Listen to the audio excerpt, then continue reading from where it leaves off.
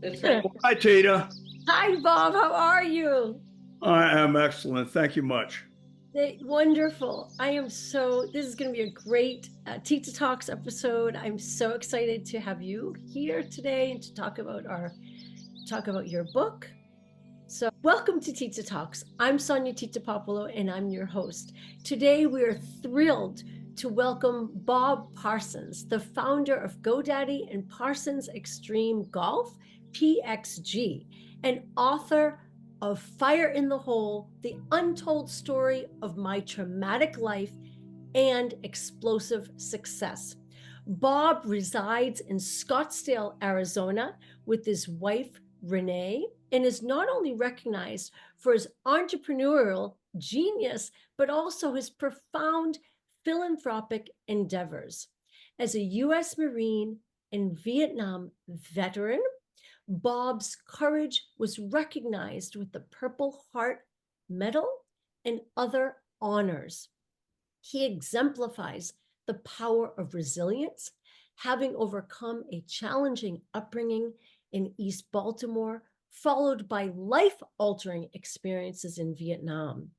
His journey reflects a remarkable transformation fueled by determination and creativity. In 1984, he founded Parsons Technology, which grew from a basement operation to a powerhouse with nearly 1,000 employees and eventually sold for $64 million. 3 years later, he launched Jomax Technologies, which became GoDaddy, now the world's largest domain name registrar, valued at over $2.3 billion after his majority stake sale. On business, Bob's dedication to philanthropy shines through. In 2012, he and his wife Renee established the Bob and Renee Parsons Foundation, focusing on transformational grants for marginalized communities. Their efforts address pressing issues like homelessness, education, and support for wounded veterans. In his New York Times bestseller, Fire in the Hole, the untold story of my traumatic life and explosive success, Bob shares his unfiltered journey filled with humor, raw honesty, and invaluable life lessons. It's not just a business memoir, but a testament to resilience and the spirit of entrepreneurship. Please join me as we delve into the life and insights of a true American hero, pioneer, and philanthropist. Welcome to TITA Talks, Bob. All right. Pleasure to be here, Tika. Thank you so much. We're so thrilled to have you here today, Bob. There are some key themes in your book that resonate deeply. Overcoming adversity and financial struggles, the necessity of stepping out of comfort zones, learning from failure, and advocating for groundbreaking PTSD treatments. Bob, these lessons reflect not only your entrepreneurial spirit, but also your profound dedication to giving back, particularly through initiatives like PXG Heroes, which champions veterans and military personnel. As someone who grew up in a philanthropic family, we valued the importance of giving back. I find a deep connection with the themes of generosity and community support highlighted in your work. Additionally, my own journey through grief after losing my mother on September 11, 2001, has taught me about resilience and strength and the transformative power of sharing our stories. Just as you emphasize the importance of mental health and advocacy, I believe in the power of healing from connecting with others and supporting one another in our struggles. Let's start with resilience and overcoming adversity. Bob, in your book, you discuss your challenging upbringing, facing poverty and emotional neglect. How did resilience shape your character and drive your immense success? How would you define resilience? Well, there's an old saying that says, as you think, so shall you be. Well, it's dead on true. And so what I would always do is I always would think about what I wanted to do and who I wanted to be and what I wanted to become. Mm, And while some of that was just framed in just the most general ideas, mm, I just that's what I did. And I would when my I would my mother had a number of breakdowns, nervous breakdowns. Dad wasn't home. Bill collectors were hounding the family for money, and I mean, on and on. And she would just run through the halls, and I mean, she was sometimes in front of me. She would just take and start banging her head into the wall, mm, and then she'd pull her hair out of clumps out of her head, and then she'd make noises like an animal, hoo hoo hoo, and mm. and she not I mean never strike me or anything. I mean she did, but when she did, I had it coming. Uh, so Mm. I'd go back down to my room, and I was down there with my little brother, and I used to think about, my God, I wonder why mom is like that and so forth. And then I would think what I wanted to do and how I would never be in this situation when I grew up. As a matter of fact, one of the pivotal moments um, of my childhood, I guess I wasn't any more than 10, 9 or 10. Yeah. I got down on my knees, and I said, "Dear God, Wow. if when I grow up, if I ever have a family, I promise you they will always have whatever they need." Wow. And I never broke that promise. Mm. But you see, the difference between me and sometimes the other people I talk about is even when I said my prayers, I never asked God for anything. I made him promises of what I was going to do.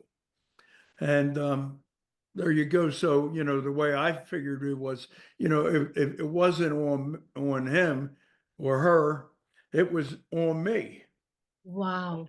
And so there you go. I And accept that responsibility for everything. it's incredible. And how would you define resilience? Like that, Well, just by taking charge, like taking yourself. resilience is the ability, it's like a boxer is be Yeah. able to take one shot, one punch after the other and still continue to fight. Mm. And resilience, I think and for most people, they have one moment of adversity, then another. I mean, your own personal case, September 11th, 2001. I mean, you lost your mother, and the Twin Towers went down. It must have seemed like the end of the world. Yeah. Absolutely. Absolutely. Yeah. And So, but resilience is, it's not that you push that behind you. You deal with it, you keep it in your mind, but you go on. yes, you persevere is what Yeah. I like to say. Yeah. And so perseverance and resilience Yeah, are very strongly linked. absolutely. What transformative moments have significantly shaped your journey of personal growth, and how did they influence your perspective on success and resilience? Well, nothing impacted my life. Well, my childhood was one thing. I come away from that with a pretty good case of PTSD, I would imagine. And then, when I was 17, I enlisted in the Marine Corps, Mm, and when my mother had to sign so I could go, and she did. And she said something very prophetic. She said, maybe this will give you what you need. And so, I was a little aimless before then. I was a terrible student, terrible student. At the time when I joined the Marine Corps, I was failing. I didn't expect to pass the 12th grade and graduate with my class. Um, so, but anyhow, after I joined the Marine Corps and I got my orders to go to, the Paris Island and so forth, and this right. is when the Vietnam War was raging. I mean, absolutely raging. And to Mm, put it in perspective, you need to understand a little bit about the Vietnam War. The Yeah. Vietnam War was absolutely enormous. Um, it was just incredible. Like, for example, there's if one life is lost, it's too many. One Yeah. life wounded is too many. Mm, But if you compare Vietnam to, let's say, any of the Gulf Wars, in the yeah. Gulf Wars, average casualties killed and wounded each day it was about 150, 190 people, which is a lot. But that number in Vietnam when I enlisted was almost 34,000 a day. Mm, mm. So it was incredible. If Wow. you compare the casualties the Marine Corps endured during the First and Second World War, and keep in Mm, mind, Marine Corps held the Pacific, did almost that whole job, mm, because the Army was in Europe fighting the war there. yeah. You take the casualties the Marine Corps endured the first 2 years, I mean, during the First World War, Second World War. Yeah. Uh, And then, it was the Marine Vietnam, the casualties they endured was greater than that. yeah. Yeah. Yeah, so it was absolutely enormous. So anyhow, so when I joined, me joining the Marine Corps was pretty big step. Yeah. Because I was almost certainly going to go to Vietnam and help fight that war, which I did. But that was the pivotal moment for me when I got to Vietnam, and Yeah. just when I got to my unit, I found out that things operated on a squad level unit where I was, which is down in the rice paddies of Quang Nam. So it'd be 12 guys in a squad. Well, I got there and there was only like about six and or five, and I asked, "Where's everybody else?" And they said, "Well, we were ambushed a few days ago, and four of our Marines were killed, and one was very severely wounded. Mm, You're one of the replacements." And so, I remember I had a little bit of time before we went out on our first ambush. So I mm, went and sat on a wall and I looked out over the valley and I thought, man, how in the world am I going to survive this? I mean, I don't know anything. The new squad leader had only been in the bush for a month and a half.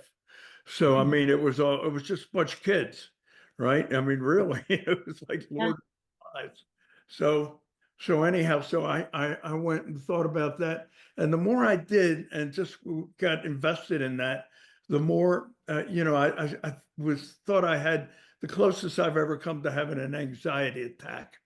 Where you Yeah. get clammy, your voice is a little shaky, it's just not good, difficult to breathe. Yeah. But so anyhow, what got me out of that Yeah. is within a half an hour, I arrived at the conclusion that I was going to die there. And, Oh, okay. so when I did that, the moment I accepted the fact that I would not get out of this, Right. everything lifted. And Wow. and I mean, I wasn't happy, but I wasn't bothered the way I was when I first sat down there. Wow. And so as that moved on, I made myself two promises. Yeah. First promise against what I was going to do.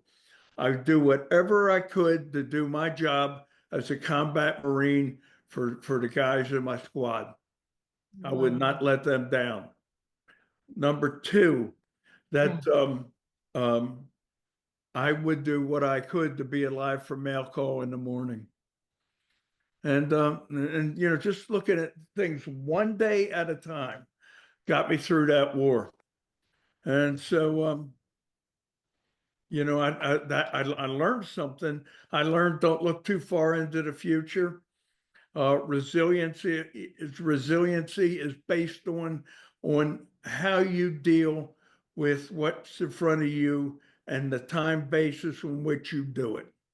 Yes. Now, do you think that the same I think that my next question was gonna be what key principles have shaped your entrepreneurial mindset throughout your journey, and how do you apply them in your current business ventures? But I'm almost thinking what you just answered sort of answers that, because not looking to like, looking at the right in front of you at the moment, right? Sort of being in the present. Yeah, That yeah, exactly. Now, in my book, there's a Yeah. lot of things that I teach Mhm. entrepreneurial facts that, just knowing these things are not taught at any business school, Absolutely. anything like that, but are more important to success than anything you will learn in business school. Yes. Like for example, when you first start your business, um, Yes. it will be impossible to see it succeeding because of the stuff in front of you. So it's the Mm. little small steps you make to get closer to where you're going to go that'll get you there. And the other thing is that when you start your business, um, you need to focus on always what you want to see happening. You need to focus your mindset on what you want to do, and you never want to, get invested in any woe is me type stuff, right? Right. So okay, so right, it's tough. Yeah, I know it's tough. It's really hard. Yeah, tough snookies. You signed up for it. What do you want to cook? Right? Yes, Yeah. absolutely. Yeah, Absolutely. exactly. And then so the thing that you'll have to be making these little small changes in the way you do your business based on how you see it operating. Because when you're in the midst of running your business, Yes. that's when you can see it the clearest. All right, as opposed to when what you were thinking when you were, getting your mind around what you wanted to do, and that'll be the source of any changes that you make as you go along, and then as you do that, you make those changes, you will wind up with how your business ultimately succeeds will probably be very different than what you pictured when you started. Oh, yes. And so as relates to like financial wisdom and entrepreneurial journey, from your perspective, what are the most important financial lessons that you've learned throughout your entrepreneurial journey in creating GoDaddy? What are the key lessons that you can share about starting a Okay, business? all right. Well, okay. Well, here's two lessons. Okay. Lesson number one, incredibly important. And both of these are vital to you making it. You either do them or you fail. Yeah. Number one, okay, if unless you are a one-person show, you're going to have employees, and your employees are a group of people that you need to create enthusiasm with.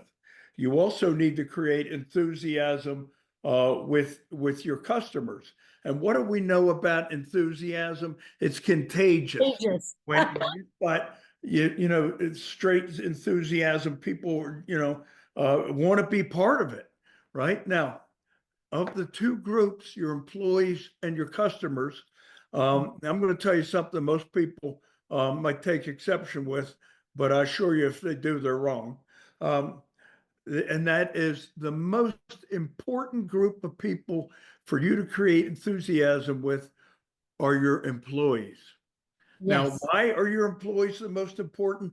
Because your employees will deal with your customers, and they're the ones that transfer the enthusiasm to your customers. So if somebody, let's say for example, a customer sees an employee and they know that the employee doesn't own the company, that they're working there for a wage, and they're excited about the company and the company's products or services, right? They know that they want to be part of that.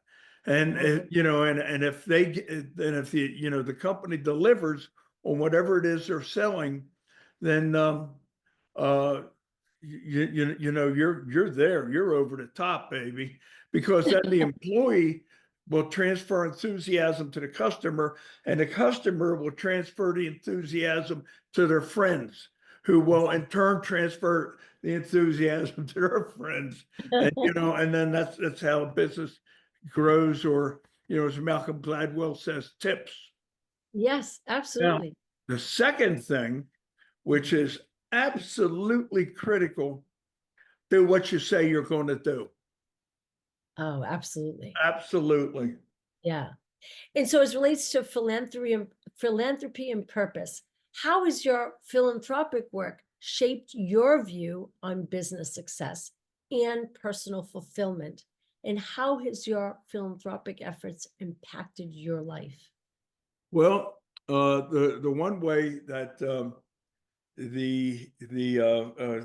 philanthropy uh, focus my business efforts is, Yeah. if you're going to give a lot of money away, you better be making a lot of jack, baby. Because if you're not, then you're just going to go straight to the dive a lot quicker. And Yeah. so anyhow, I wish I could tell you something different, but that's the fact. Yeah. The other thing is that um, the philanthropy is just another way that your people are excited.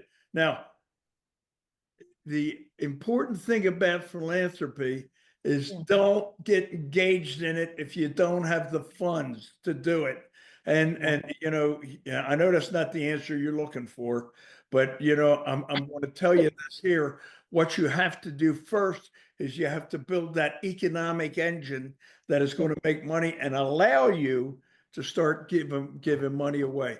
Like we are at uh, Yam Worldwide, which is a holding company for all my businesses, PXG Yes. being the most notable these days. Um, Yes. we give $1 million away every other week. We move to charity now, and we do that. We're able to do that because I have a number of businesses that are all very successful, and they make that money that I can do that. Mm. And then the important thing is to keep your business strong, so Mm. that you can support whoever or whatever it is you're supporting. Mm. Most important of which is your family. Mm. And as relates to veteran experience, how did your service in the Marines influence your approach to leadership and risk taking in business? Okay, well, in every way, um, every way. The Marine Corps is 100% responsible for my success. I'll just say that. Without the Marine Corps, I'd have been just another knucklehead bouncing around the streets. But the Marine Corps taught me some valuable life lessons. Mm. One, the importance of responsibility, that you got to do what you say you're going to do. And let's get back to that number two thing I told you. Yes. It is, responsibility is absolutely sacred. And if you make a commitment and you're not able to keep the commitment, you better get your ass right over to whoever you made the commitment to and start Right. explaining to them why, what happened. And then they'll understand. But what you don't want to do is just start avoiding people, because that's the mark of a knucklehead. All right. Yeah. The other thing is discipline.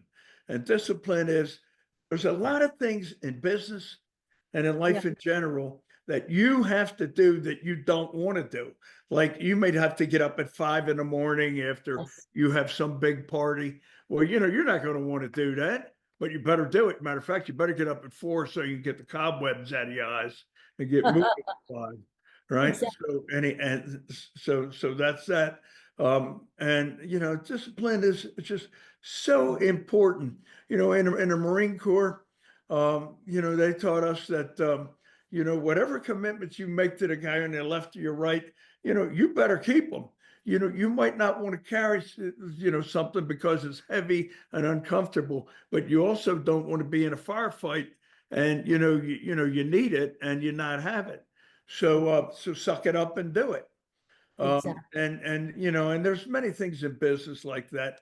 You might have to keep working when all your friends are going out and doing this and having a good time. Don't worry about it, because the day will come when you'll be the one doing yourself, and they'll still be trying to figure out how they're going to make ends meet. Yes. In navigating work-life balance, as a successful entrepreneur and philanthropist, how do you maintain a balance between your professional responsibilities and your personal well-being? Well, you know, you have to look out for yourself. But here's the one thing I'll tell you: if I have any regrets, it's number one is that because I was working all the time and I didn't have much of a work-life balance, and also because I had a tremendous amount of PTSD. I missed my kid's childhood, the lion's share of it. And I'm like the wrong one to ask on work-life balance. When I missed their childhood, yeah, I think about it all the time. So um, there's that. Okay, so as relates to business innovation, in your opinion, what are the key ingredients that drive innovation in business, and how can aspiring entrepreneurs cultivate them? Tell us about your 16 rules for success, because I love that one can buy the 16 rules for success in business and in life in general on your website. So you have these 16 rules for success. Well, you're asking me two questions there. You wanted three ways to foster innovation, right? What are the key? Well, the first is, what are the key ingredients that drive innovation in business? The key ingredients, Yes. not the three. Okay. All Or right. just Okay. whatever. What do you think? Hey, I was around a lot of gunfire, Tita, and Yeah. with the Marine Corps, and I lost a lot of my hearing. I still wear hearing aids, and for whatever good they do me. Yeah. I don't hear worth a shit. So Oh, I'm sorry. And I have a flu cold, so I'm not speaking as loud as I can. I'm so sorry. all right, okay. So we're like Sure. Should like the should we with the should we lantern, one yeah. with the cane. You, do Yeah. you do you do you want to talk about the key ingredients that drive innovation in Yeah, business as sure, relates to your sure. 16 And rules? the ingredient is that you need to always be here's the number one thing. The number one thing Yes. is we all grimace when we get bad news, right? I mean, we don't really want to hear bad news. I've heard people say that, don't give me any bad news while I'm on vacation, right? Right. Yeah.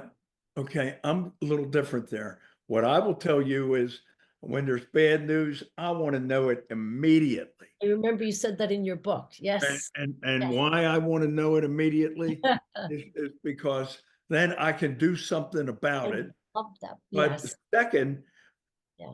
the keys to innovation and what you need to do is usually are wrapped up in bad news, because bad news will tell you what you need to do to make your business more successful. So you should actually, not be like, yay, billing's all screwed up. No, but you think about, hey, that's what I need to fix in order for the business to kind of stay afloat and do what they need to do, and this, that, and the other thing. And that'll start taking you further down the road. And as your business shapes up, that's why somebody that's been in business for 5 years is much more has a much better chance of surviving than somebody that has been in business. One is because they fixed a lot of things in their original idea, had time to do that. So that's the first thing about bad news. The other thing is um, being open to change and new ideas. So you should always be willing to reinvent yourself, but you don't do it at the drop of a hat. You do it when you have good reason. Typically, if I look back on my business career, the times where we were utterly on our ass, uh, Yes. were followed by, and we went to really fix things and reinvent the company, were followed by explosive growth, our best Wow. growth ever. And that's because it showed us there was a window that opened and so forth. And then there's other ways that are just, well, they just happen being open. Like, for example, um, GoDaddy has pretty good service. Yeah. Yes, yes, yes, of course. Well, when I was there, I'll tell you, they had the best service of any company on the internet. Yeah, And the reason they did still the best. was because I got my teeth cleaned by a girl I was dating then named Nancy Joe. And Nancy Joe said, "We just got this nitrous oxide in, Bob. Would you like to try it? And I'll even goose it a little for you." So she did. And I mean, have you ever had nitrous oxide at the dentist? No. Well, I'll tell you what, it puts you on cloud 12, Okay. right about cloud 9. I Yeah. mean, you are like, whoa, it just feels so wonderful. And then when they turn it off, you immediately come down, but you still feel pretty good. Yeah. So one Okay. day I got my teeth cleaned and, by Nancy Joe, and had the Yeah. nitrous oxide, and then went back to my company, went back to GoDaddy. And Yeah. at that time, I walked through the call center like I always did. I was able to see that it looked a little grim. Oh, I love this. You talked about this in the book. Yes, I love Yeah, maybe the not book. yet. It's in the book, not the Yes. happiest place to work. And so Yes. I told my managers that got them all together, I said, "How come the place looks so grim?" And they go, "Looks like it always does." I said, "I'll tell you what, take $1,000 and let take and let's do some prizes, and let's see if we can't make this a little more exciting." Well, they did, and that next day, things were just tremendous. Sales went up by $8,000 just by the people being excited on the phone for a contest. The web board, which was like people would post their questions, and Yes. we'd get back to them, and so with the Yes. And yeah, everyone answered the had questions. had I know. had Yeah. never cleared since I owned the company, and it cleared 3 times that day. Yes. I loved that. That was such a wonderful story in the book. Yeah. Yeah, and so Yeah. after that, I just started spending what I could on prizes, and Oh, date for the day, the week, the month, the year, sometimes just for the hour. They would be trips someplace. We would buy their we would pay their mortgage payments or rental payments for a year, or yeah. all Yeah. sorts of things. Oh, Motorcycles, cars, on and on and on. Anyhow, so we did all that, and that transformed. I mean, working in support at GoDaddy, up to the point where I left it. And I say when I left it, I don't know, may still be that way, but it was certainly that way when I left. It was like working at a game show. We that's had the lowest turnover of any uh, call center that I could think of and I could ever find, and it just, we have people standing in line to waiting to come to work for us. So, oh, so that is one big innovation that just came out of the blue sky. yes. And Bob, what kind of legacy do you hope to leave? What kind of legacy? Hmm. I don't know about the legacy. What I do care about is that during the next life I get to spin the wheel again. Our philosophy is that true self care relies on utilizing all 4 pillars of a healthy lifestyle. That's exercise, nutrition, rest, healing, and mindfulness meditation. This is our formula for health, happiness, and longevity. And when these 4 pillars are in alignment, we can achieve equilibrium and harmony. What is your daily wellness and self care routine? Well, um, I'm 74, so I like to stretch. As you get in your later years, you get a little crickety. So I try to do that. I try to exercise. I mean, I just finished lifting weights and so forth. That's why I asked you for a little delay in, when you were able to, do the Of podcast, course. and you helped me out. Thanks. Um, I like to work on having positive thoughts as opposed to, the woe is me stuff. I try to stay away Yes, from me that. too. And once in a while, I'll slide into that, and my wife will remind me totally. She go, you're a Marine, stiffen up there. And I always will say to her, "You're right. Thank you, sweetheart. I don't know what I'd do without you." And then nutrition. I'm trying to have a little bit of balance between protein and carbs, minimal amount of sugar. I'm still having trouble with vegetables, green stuff, and so forth.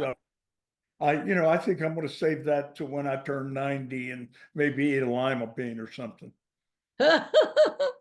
You're such a great and wonderful inspiration to us. It has been such a profound honor to welcome you to Tita Talks and for you to share your wisdom as founder of GoDaddy and PXG and as a New York Times bestseller with your memoir, Fire in the Hold, the untold story of my traumatic life and explosive success, which is a must read for everyone listening and watching Tita Talks. Please get this book. It is so inspirational. And I want to thank you for sharing your compassion, kindness, and your generous philanthropic spirit. Bob, who and what inspires you? And what are you most grateful for today? Well, I'm the most grateful I'm still alive. Uh, if you look at it, I tell my kids now, they're all grown and they have their kids, and one instance I'm a great grandfather. So I tell them, you have no idea how close you came to not being born. When I talk about, I was in Vietnam, laying against a bunker with right, bullets flying over to my head, and sorts of things like that. Yeah, it is. Yeah, I mean, that is something that I don't take for granted, and I Mm, think being alive is a wonderful, wonderful gift. And so to me, I absolutely cherish the fact, and I try to I try to help out where I can, and as I've gotten older, that's more important than it once was when I was a kid. But I always in my life, I always helped out for whatever reason. I just built that way. mm, Um, and what other things I'm grateful? I'm grateful for my wife. I love her to pieces, and I'm grateful that I now once again have a relationship with each one of my children, and it's a good, mm. positive relationship, and I love them to pieces. And to me, family is everything, because at the end of the day, Tita, it's all you Yeah. got. And I love that you shared that in your book too. And it was really present in the book from the beginning, throughout the book, throughout the stories, and then at the end when you recapped with that. So yeah, it was just it's so beautiful, very beautiful. Family is everything you have. Yeah. Yeah. One is, to pitch the book just a moment. One Yeah. thing that I will tell you about the book that tells me that, um, it's a good book. First, it made New York Times bestseller list. They Oh, wouldn't put it on there unless they read it and they thought it was, that it was a good book. But your friends and all will tell you that it's a good book, and you think, well, maybe that's they're being kind to me or whatever. But what so many of them have done is bought copies of the book and used it as Christmas gifts or yes. birthday gifts or graduation gifts. And then to me is like, if they're still doing that, yeah, good book. Yes, yes, it's a wonderful book. And I loved how throughout the book, when you would tell your story, particularly when the audible book or to read the book, but the audible, when people get to hear your wonderful voice, and every time when you went bam, it was just so just, when each time when you went and you did bam, and it was just so exciting and just so Yeah, positive, and it was, yeah. yeah, so it was great. My dad and I really enjoyed listening to it together during the Thanksgiving weekend. So, Oh, well, I love that. Thank you. yeah, yeah. Science-based evidence shows that the more self-care tools and techniques you have, and the more positive daily habits you embrace, then the more you not only learn about yourself and what works best for you in your life, but the better life you will live. It's about empowering yourself with the skills to live a happier and healthier, more harmonious life. I want to read an excerpt from my book, Sonia's Ring 11 Ways to Heal Your Heart. Physical and spiritual well-being is necessary for life and growth. It is what helps to keep us alive, maintains and nourishes love, faith, hope, perseverance, compassion, and kindness. All of this is available for you. So reach out and grab what is yours.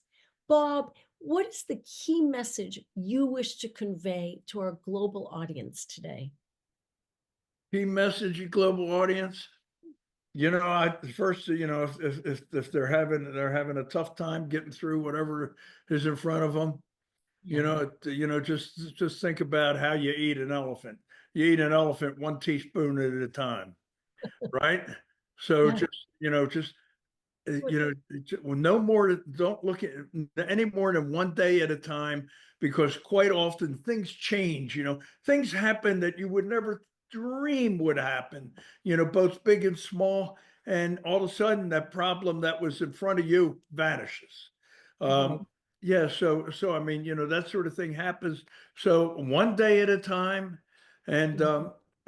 how you judge you do yourself doing your job, you Mhm. know, if at the end of the day, whatever you're dealing with is Yeah. even the most tiniest bit better, you've Right. done your job, Mm. right? Small Abs- daily improvements over time result in huge, huge, wonderful changes.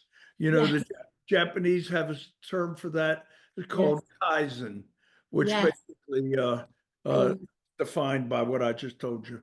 Yes, I love that because that's also included in your book. And as we conclude this inspiring episode of Tita Talks, I just want to say that it is clear that your book, Fire in the Hole, The Untold Story of My Traumatic Life and Explosive Success, is more than just a memoir. It's a powerful testament to the human spirit and the journey to success. Your life lessons and entrepreneurial spirit and insights have served as a beacon of hope, demonstrating that anyone can overcome challenges and achieve greatness, Bob. So let's carry these messages forward and inspire one another to realize our potential. Bob, thank you once again for joining us today on Tita Talks, The Healing Power of Perseverance, Bob Parsons' journey from trauma to triumph. And everyone, get Bob's book, Fire in the Hole, The Untold Story of My Traumatic Life and Explosive Success, because it's available now everywhere. And for more information, you can visit www.wellnessworldusa.com or www.titatalks.com, and follow us on Instagram at Wellness World USA, at Tita Talks Official, at We Love Tita Talks, and at Sonia Tita Puopolo. And to learn more about Bob Parsons, visit www.bobparsons.com and follow Bob on Instagram at Dr. Bob Parsons, at Parsons Extreme Golf, that's at PXG, at PXG Apparel, at PXG Apparel, and the Bob and Renee Parsons Foundation at We Deal in Hope. Thank you very much, Bob, for joining me on Tita Talks today. Oh, I tell you what, it's my total pleasure, and you've been a real joy to talk to. So thank you so much for having me here. Thank you. Thank you very much.